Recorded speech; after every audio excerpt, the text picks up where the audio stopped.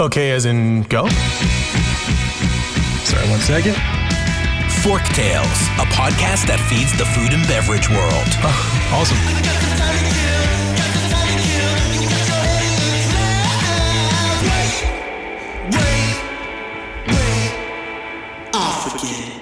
Forktales is brought to you by Vigor, a branding and marketing agency for passion-driven, innovative restaurant, beverage, and hospitality brands.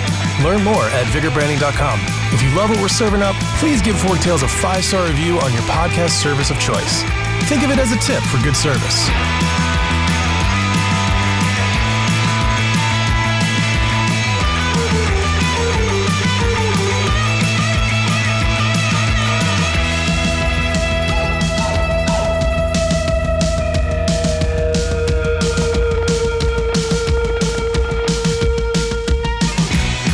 I'm joined by friends and clients, Zidang and Tuyet Nhi of Happy Endings Hospitality. We've been working with Happy Endings for, a while now, almost a year, believe it or not, on their suite of brands and rethinking how they approach their brands and just helping them move the organization forward. So, Dee and Tuyet Nhi, why don't you say hello and tell us what you do at Happy Endings?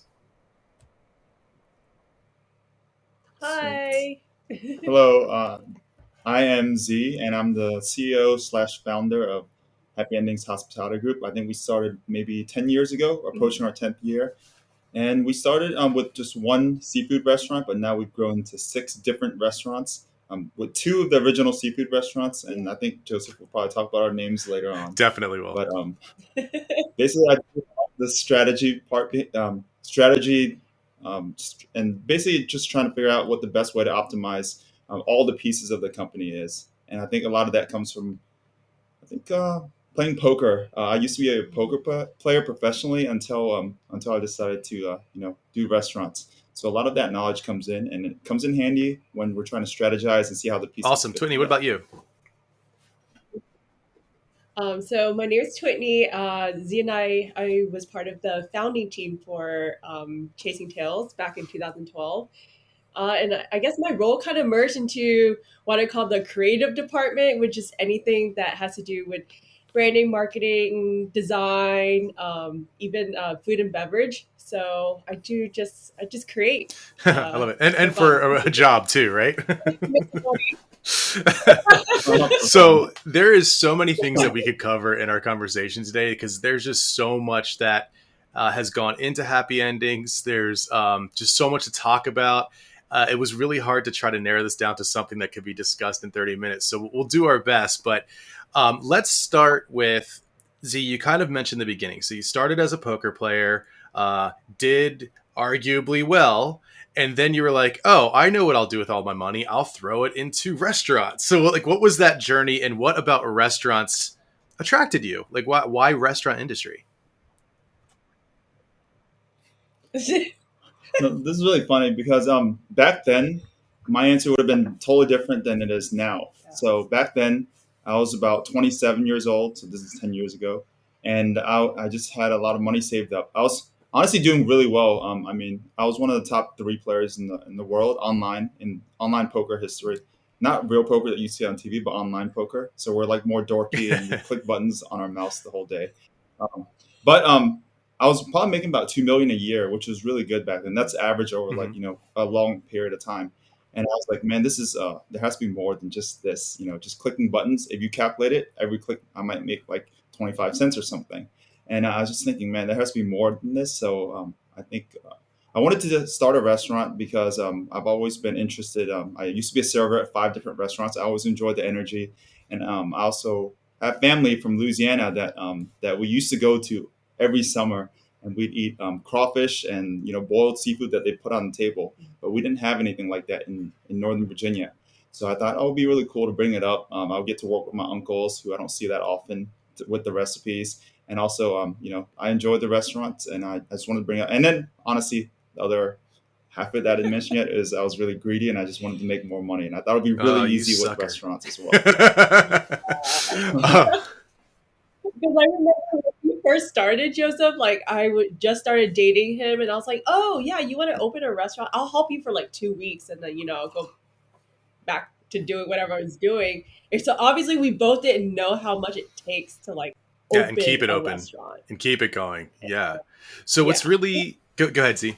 I think I was gonna say it was really stupid now that I look back on this. But, my goal when I was like trying to convince other people to join the team, like my brother, he was much more risk averse than me because he was like, let's keep making money playing poker. We're doing really well. Yeah. I was like trying to tell him that we can build 4 of these restaurants. So we make one, clone it 3 times to make 4 total ones, and then sell it off and franchise it in 6 months. Nice. That was like my original thought. 4 restaurants that we've never done before with 0 experience and do it in 6 months.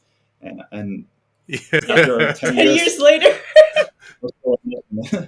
and we so maybe 6 it's restaurants. happy endings but so- naive beginnings. No, it's Yeah. good though. I think I always make the joke when people ask me about how I started Vigor or why.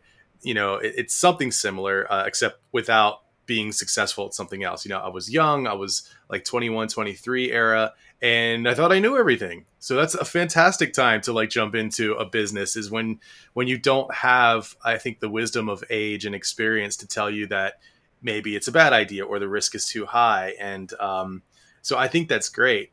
Now let's dive into a couple things. One, the name of the hospitality company is Happy Endings Hospitality. I think pretty much everyone listening to this kind of knows what that means. And you may be put off by it, listeners, if you're hearing this. But let's lay some groundwork. One, Tuyet Nhi and Z, you're both of Vietnamese descent. And so is the rest of the leadership, because it's the family, right? It's Z, you, and 2 brothers, O and Hock. Yeah. So some probably are balking at this, like, oh my God, how could you call it something so derogatory? But tell me, what was just the idea there? What was the thinking behind the name? And I would love to hear that story. Well, I guess for me, I would say it was inspired by Danny Meyer. So, of course, when we were in our naive stage, this is in the beginning where we realized, like, oh, we should read books about restaurants and really learn about how others do it. So we stumbled upon Setting the Table by Danny Meyer. We read about hospitality. He's huge on hospitality. And I think at the time, it was kind of like becoming a thing. I don't think that hospitality has been like ingrained into restaurants as it is now. Now it's like, as we're discovering our brands, like hospitality has to be there for you to even exist. But back in the day in 2012, it wasn't like a thing. So we, took that to heart really. And we're like, yeah, we are about hospitality. So we trained up our managers differently. We changed our systems. We were really obsessed with the customer experience and hospitality. We were reading like all the Yelp reviews, responding to Yelp reviews. And we had, at the time, I think we only had like 1 restaurant. So it was easier for all the owners to have like a personal relationship with like, Scott that comes into every weekend with his wife and kids, and we would babysit his kids. So we were really big on hospitality. So that's what the main reason why we called it Happy Endings Hospitality, because of our hospitality. But of course, there's like a and you guys took that and ran, right? So for those who are listening and watching, so Happy Endings Hospitality is the main hospitality company, and underneath that, you have the first concept, which was Chasing Tales, and at that time it was Cajun seafood kind of fusion. And then after that, the second concept that was opened was Roleplay. So Roleplay, which is Yes. The team basically found a way to make Vietnamese food faster and developed this new concept that would serve street food, Vietnamese street food. And then from there, a few other concepts spawned. Teas and You, which is an Asian fusion tea house. Laid, which is a poke slash, shirasi bowls kind of thing. And I'm missing one. Happy Endings Happy Endings Eatery, Happy right, Endings which Eatery. sort of like pulled them all together, especially right before the pandemic, and probably helped us get through the pandemic as well. So these are all names that have sexual innuendos that also play on the food, or at least the culture from where that food comes from. And so you guys just basically took the torch and ran with it. How do you know what's too far?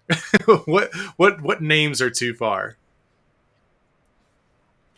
It's funny because when Tuyet was telling the story about Danny Meyer in the book, she didn't really go into detail about how happy endings came about from that. Yes, we use the word hospitality because he started talking about hospitality, but the other word is happy endings, which everyone focuses on. Yeah. So Danny Meyer, one of his main themes in the book was it doesn't matter what happened, you always write the ending. Like if you messed up, if a guest starts off with a really bad experience, always be the one to write the ending. Because when they share the story with their friends, their family about, oh, this, I went to Chasing Tails and then they took 2 hours on my food, they'll always also tell them the ending. But the manager came out, spoke to me, was very hospitable with me, gave all of our people free desserts and free drinks, and he drank with us or something like that. They'll always tell that story, so you get a chance to write the ending. You can't fix the beginning if something happens, but you have to fix the ending. So that's where we got the happy ending from.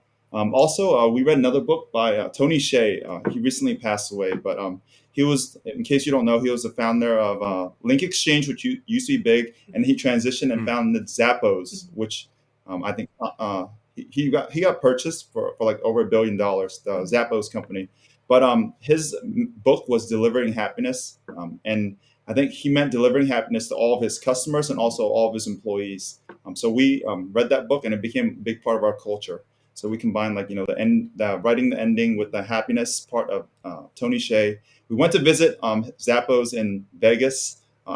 It was cool because I already play poker there all the time, and then headquarters is over there too. But we actually went to visit there, and then we were really inspired by him. So that's how it all came together. And also, what Twitney said makes sense too. There's a chance to go viral. People will mention it when they tell their friends because they always tell them the ending. So like, oh, all their restaurants have sexual names. Did you know that? And then it'll be dinner table conversations. Yeah. So it'll be cool to have that as an added bonus. But yeah, we try to keep all the names playful, but not I guess how do you say it? Too sexual. It's still cute in a way. If it's by itself, you won't be able to tell. Maybe when you see all the suites of brands together, then you're like, oh, yeah, I see a theme here. But we didn't want to make it too obvious. And it also sucked because back then I think the whole Me Too movement hadn't happened yet. And also recently you got all those massage parlors getting some of this bad stuff going on with massage parlors and people being taken advantage of in terms of human trafficking and things like that. That happened much later than 2012. It wasn't around yet, so that kind of hurt a lot. The awareness of it, of course, wasn't around, but that seems to offer an opportunity. So what I like about the names is it sets a tone that although you're serious about the business, you're serious about what you do, that you're not so serious where it's stuffy or boring, that there's a lot of fun involved. And you had mentioned that the way you treat people outside, but also the way you treat the employees inside. And there's so much happening within the organization of Happy Endings that I've been extremely impressed with, in that you really do care about each and every one of your employees. And that is a top-down thing. So you guys take care of yourselves a lot. So for those that are listening and not watching, Z is a man of many gadgets and gadgetry, but not just he's not just a tech nerd from the, oh, look at my new cool Apple Watch. He is on this journey of life optimization. So if you're watching, you'll see what looks like a microphone, but it's not. So Z, let's just break down some of the journeys that you're on right now, some of the things that you're trying to accomplish day in and day out. Okay. This is a cool topic. Actually, I'm very passionate about this topic. I think it probably stemmed from poker, where you're always trying to find the little edges and be a little bit ahead of the curve. People will learn a new move in poker, so you want to be one step ahead of them always, to get every little advantage you can get when you're playing at the highest level. So for being the CEO, I kind of realized that a lot of it's we're supposed to treat ourselves as we're running this corporation that is responsible for doing so much. So it's we have to treat ourselves as as some people call it, the $1 million racehorse. So it's what you eat, how much you sleep, and some of these gadgets are really cutting edge. But also it takes care of for example, this machine that I'm using looks like a microphone, but it's actually producing oxygen that's supposed to reduce my oxidative stress from just day-to-day activities, like when you eat food or when you breathe air that's not perfectly clean, you have DNA like damage, and it repairs it over time. So it keeps you young longer, basically. Keeps you being able to Yeah, produce so at so it looks like a 100%. microphone. Just for those that are listening, it looks like a microphone, and then the microphone essentially almost like one of those teller microphones from an old school bank. It's connected to what looks like a very large calculator with no buttons, and then on the back of the calculator is this glowing blue bubbling liquid, which is probably water, right? Or maybe like a solution of some sort. It's distilled water, but the machine, this thing's like probably $9,000. So I spent $9,000 on it. But every day when I'm in the office, I'll use it for about 30 minutes to an hour. So it's like I can do work, and I can, go about my day doing work, but also like repair my brain cells Excellent. and And then right DNA and next stuff to like it, we that. have well, it's a What behind it? So this thing is oh It's shoot, I don't know. great. All It's too right, so bright he for the just camera. turned on what looks like helicopter lights, but they're like behind them, so they're like really bright red LEDs, or they, at least they showed up red on the camera. Joe, so you know what's funny? One time, Z. So he usually uses this in the morning, and then while he was using it, so you're supposed to get undressed so that You're completely naked yeah, because it can penetrate through clothing. It can't penetrate through yeah, clothing perfectly, but it's a red light therapy. There's two different wavelengths. One is infrared that penetrates and goes deeper into like your muscles and tissues and brain and stuff like that. And then the other one's the red light, which is for doing like your skin, hair, keeping you young, producing like collagen, just things like that keep you young on the superficial level. But I use both of them at one time. So you're supposed to be naked and Wait, get so close so to it. there's yeah. a So while he long was going stereotype that Asians have the most beautiful hair in the world. Did you just let the secret out of the bag? Is it the red light therapy? I'm not sure. Tony uses it too from Well, time to time. and So Z yeah, recently chopped his hair, um, so you don't get to see how I met Z, which beautiful hair. So the red light's working. he actually really much, very full, voluminous, better than mine. thank you very much. Yes. Yeah, So I think it helps you for also sure. have this Whenever. this cranial contraption as well. So it basically, I don't even know how to begin to explain this, but it almost looks like a helicopter pilot's headset, but it has like different pieces to it. And tell us about that one. This one is it basically is a cranial stimulation device, like you said, and it can change the wavelengths in your brain. I have two different types. There's alpha waves and there's gamma waves. So gamma waves makes you focus a lot more. If you need to like zoom in and focus on something, and then alpha waves give you a little bit of a more creative focus, where you can like see things from a more a zoomed out perspective. So it depends on what kind of mood or kind of work I'm doing, and I'll decide between That's alpha pretty awesome. or So, gamma all right, the waves. reason why we're talking about all this is because obviously the organization can't buy $9,000 pieces of equipment for every person, but the idea of optimizing life, or at least being cognizant of your general well-being, I don't want to use the word health, even though it is about health, but it's not about strictly just eat salads because that's diet. It's more like just optimizing your sleep, your thinking, your future, your focus.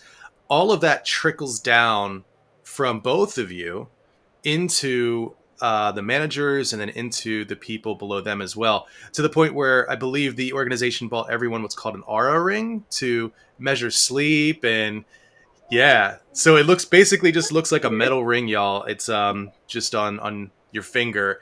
Tell us about this ring and why it was important for you to introduce this to team.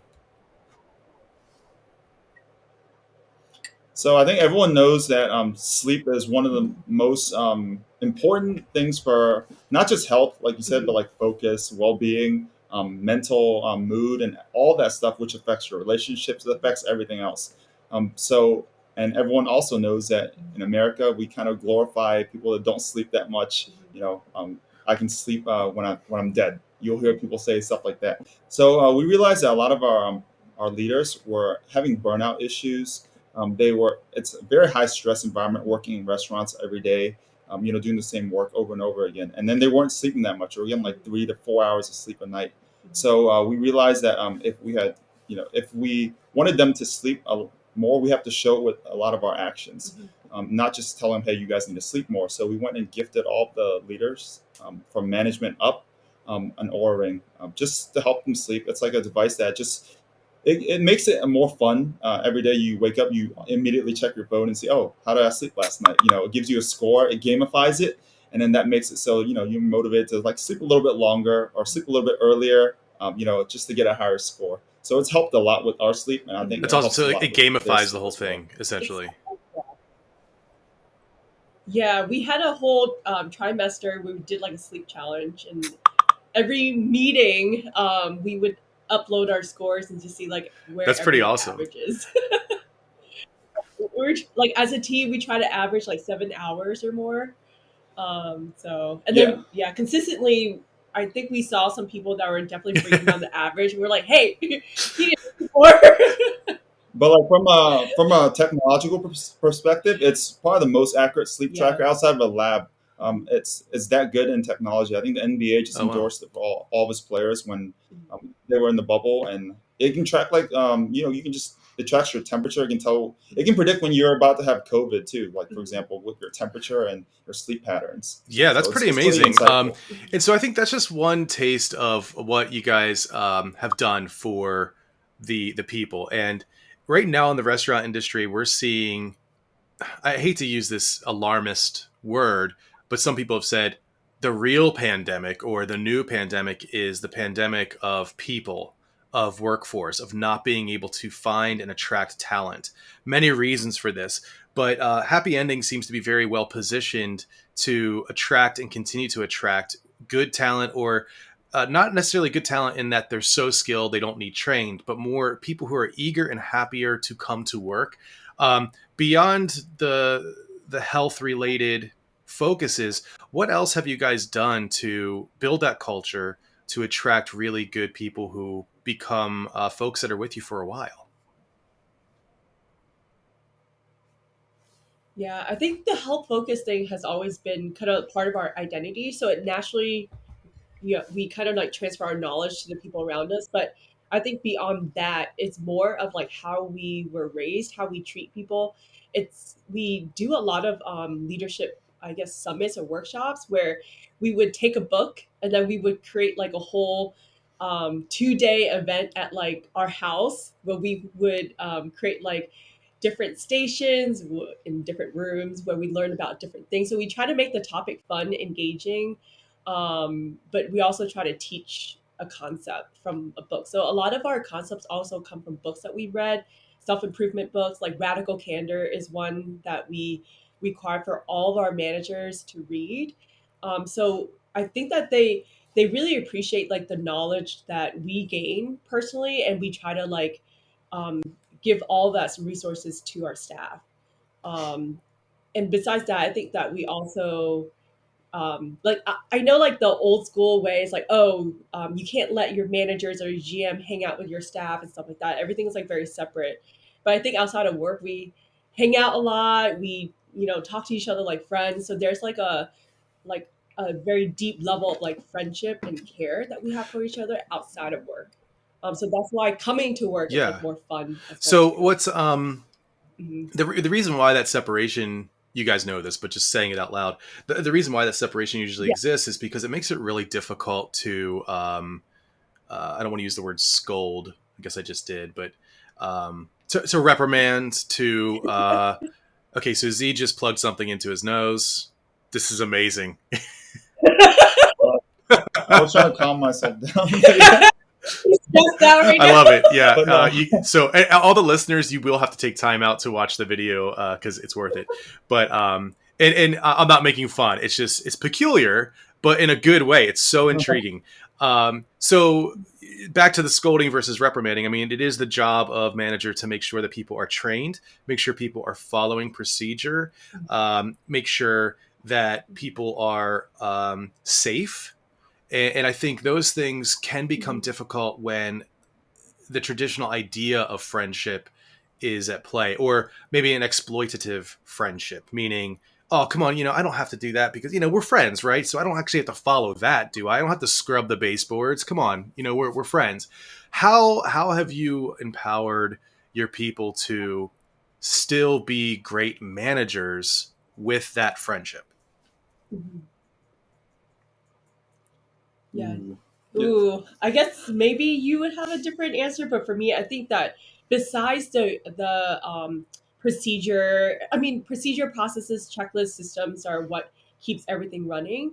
But we try to do it in a very like kind way, where hey, this is expected because we're trying to protect this culture that we're trying to build, so that you can show up and have a job, and so that you can show up and have a great place to work at.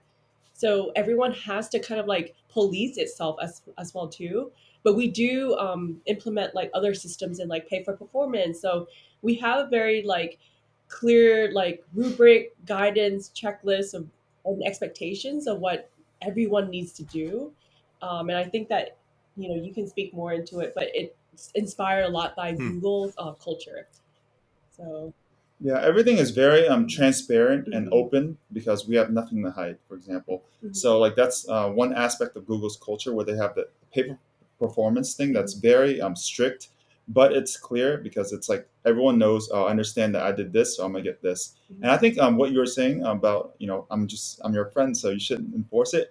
People when they get in the leadership position, they do see that same issue because they're mhm, friends with their staff, and obviously they know how it feels when the staff might say that to them. So it's like it trickles down to all of mhm, them. And I think in once you do leadership for a while and you're in a leadership position, you realize, or they realize over time, that if you're truly someone's friend, you'd make their job easier by not putting them in a weird spot where they have to decide between like friendship and then doing their obligations. So it's like a lot of people. I think most of our people are very aware. mhm, Because they care about us so much, so they're aware to not put us in those Yeah, it's situations a too really often. interesting take. I mean, it's mhm, quite unorthodox because there is that old school mentality of like rule with an iron fist, and maybe it's an inherent distrust for uh, entry level roles within the company. You know what I mean? So that person mops and cleans the floors, so I don't really care about them, and I just need to make sure that they clean those baseboards, or the cooks in the kitchen. They just need to focus on what they're doing. But I love the way that you guys have fostered camaraderie, um, and a mutual understanding that there is a greater good, and that greater good does benefit them very well as well. And I think that's quite brilliant. And there's definitely a lot to be learned from the way you guys have handled it. So what's next on the horizon for Happy Endings? What can the world expect from the organization and its suite of brands?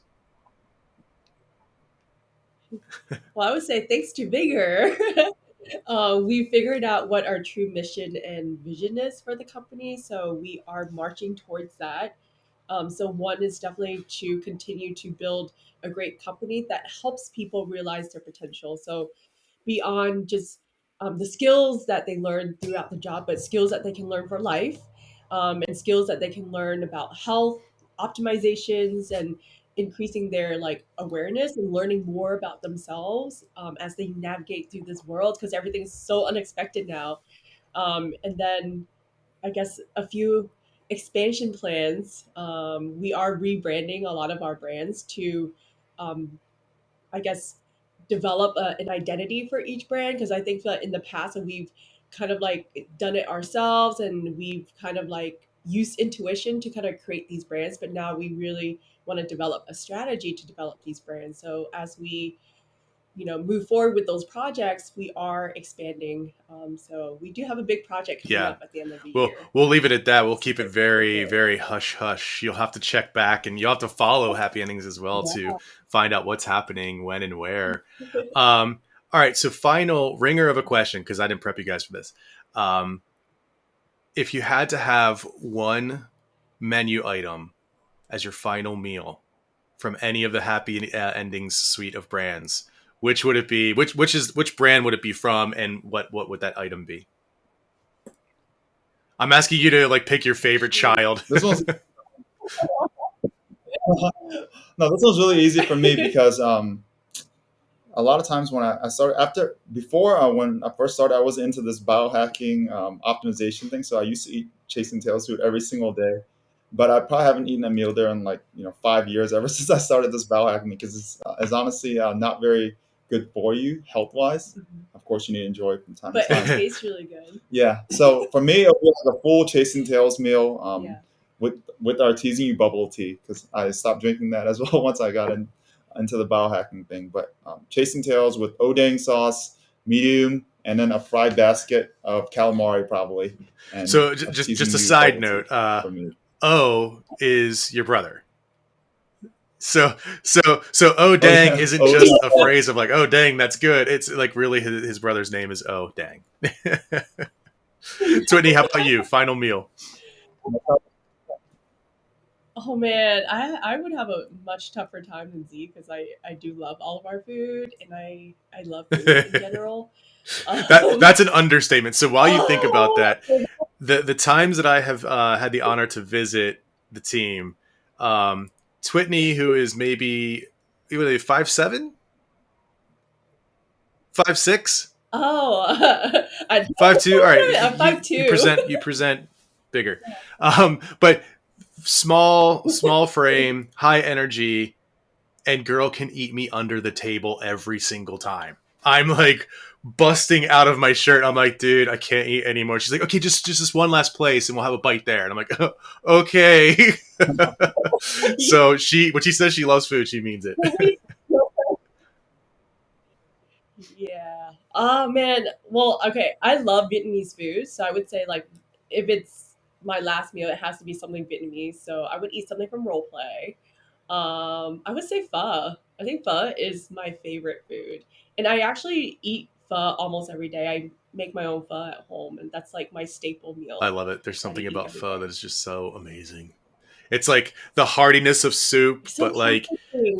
what I love about pho, and I'll try not to wax on too long here, is it doesn't leave you feeling weighted down. So it fills you up because it's soup. Of course, Mm. there's a lot of liquid involved, but rice noodles, the pho itself is it's just so light. It's light in a good way, and then just the fresh herbs and the bean sprouts, which I call little stem cells, and it's just such a wonderful dish. And in that way, maybe we should thank the French a little bit for colonizing, Vietnam, because what they created as a mix of cultures is quite amazing. um, where can people find Happy Endings? Where should they follow you guys?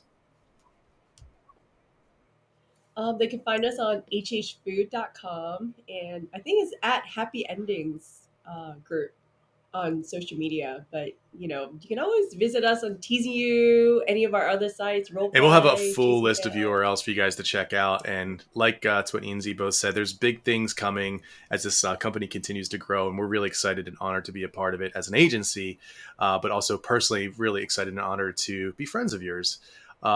So, hey, thanks for showing up. Z, I'm always amazed by the biohacking. I'm always interested to hear what's next. And it's such an influence in my life, too. So appreciate the time you took out this morning and sharing some of your story with us. Thank you so much. Absolutely. Thanks, Joseph. Appreciate you having us on. Yes. Talk to you soon.